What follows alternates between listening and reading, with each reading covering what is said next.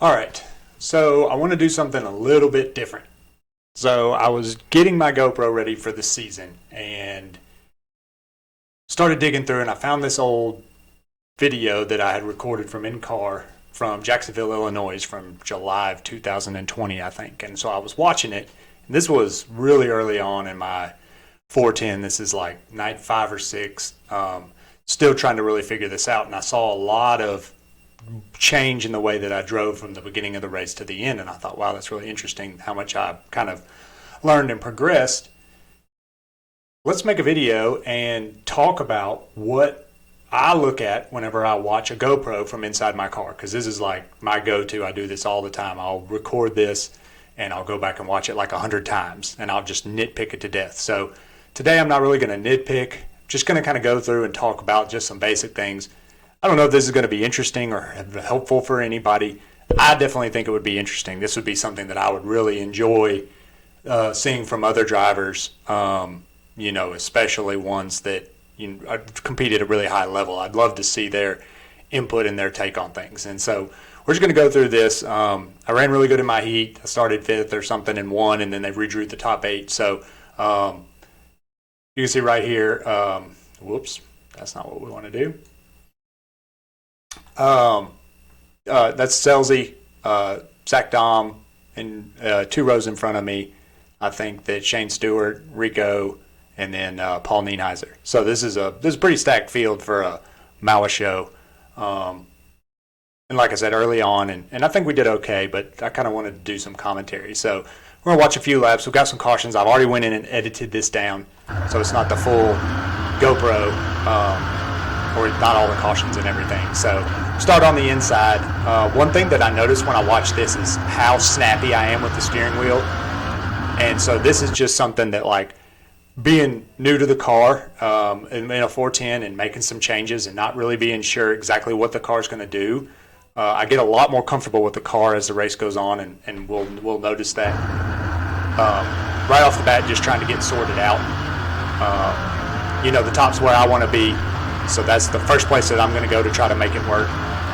Being very conservative, staying down in the racetrack. It's real slick getting into 3, and there's a lot of moisture coming out of 4. So that was a big challenge for me to try to figure out how to navigate that corner.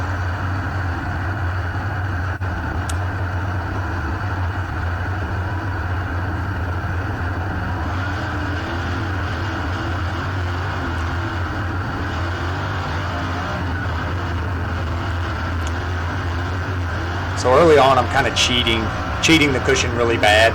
And so because right here I go in and I get really tight. And so from now on, I'm scared of the cushion. Looking back, let's go back. Let's watch. So this is from the restart. We can kind of see I get in kind of straight, but mostly I'm off the gas. Yeah, see, so I'm off the gas and then try to get on the gas right as I get to the cushion, and I don't time it correctly. So we'll see later on in the video that I'll actually correct that behavior. So I had a few cautions here at the beginning. I had to get sorted out in just a second. Luckily for you guys, I've already edited all this out. So we're right back to the restart. So obviously Dom got by me when I got into the cushion. Again, just still kind of learning, trying to get all this figured out. 410s drive very differently than 360s. You can't get away with things like you can. At least I couldn't. Not right now. I can't get away with the things that I could do in 360. So there's a lot less weighting on the car in the center of the corner. We kind of really get back to the gas soon. The 410s really, really reward that. Again, you can see I'm just real snappy on the steering wheel, real jerky, just in a panic almost. Very uncomfortable with the car. Not that there was necessarily anything wrong with it, just lack of experience. So see, when I watch that, it just makes me cringe because I'm like, golly.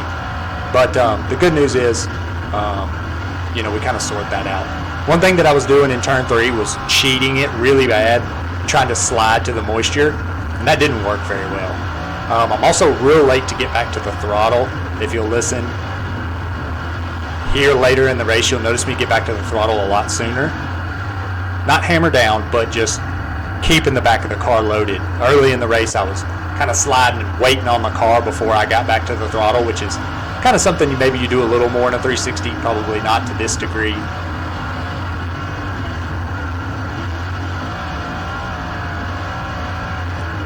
See this right here? This, just watch, try to cheat it, and then watch, I'm watching Zach, and he just drives away from me. And I'm like, all right, well, that's not the answer.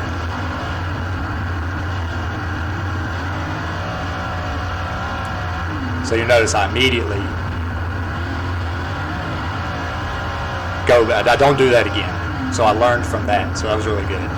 This was a really good run in the bottom. I arced that really, really nicely and actually made good time, but I'm not going to follow Zach. Like, I got to go where he's not. But you notice here, see, now I'm making the time back up on him. So let's go back, let's watch that again.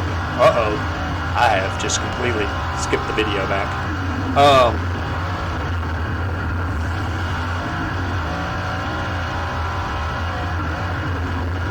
Let's see, I don't even know where we were.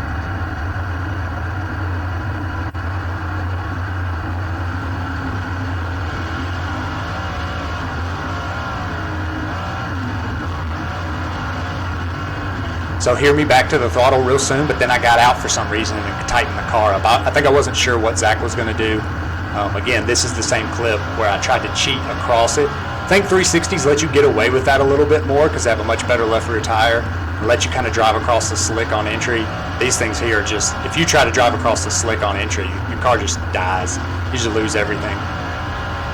So now I'm under a little bit of pressure from the guy behind me, so now I kind of got to do something. I'm just going where Zach's not. You know, this was just, he goes to the top, I'm going to go to the bottom to judge. He's going to go to the bottom, I'm going to go to the top. I mean, that's kind of my driving style.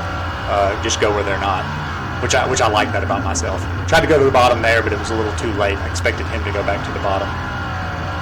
So let's listen here. Better on the throttle earlier.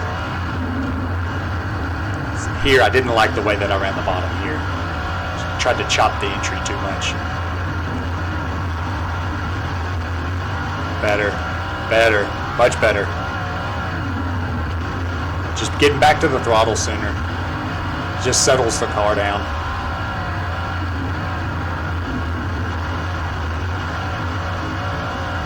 Yeah. So now you can see I'm actually catching Zach a little bit when I'm hitting it right.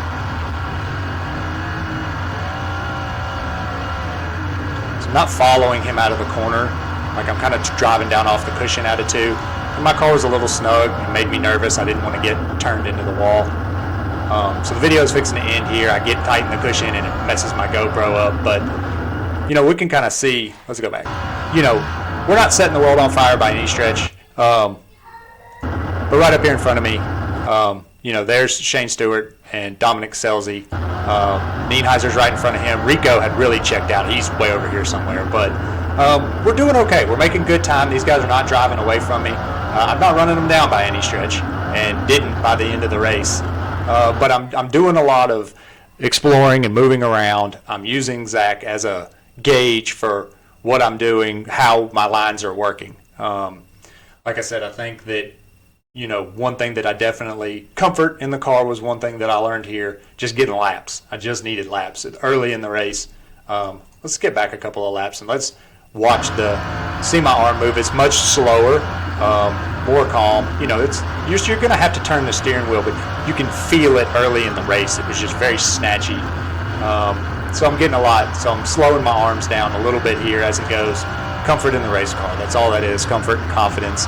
You know, but that's what you're working towards. You know, we don't want to be trying to yank the steering wheel off of it. So, you know, what I take away from this is, you know, laps, of course, experience, just getting comfortable in a 410.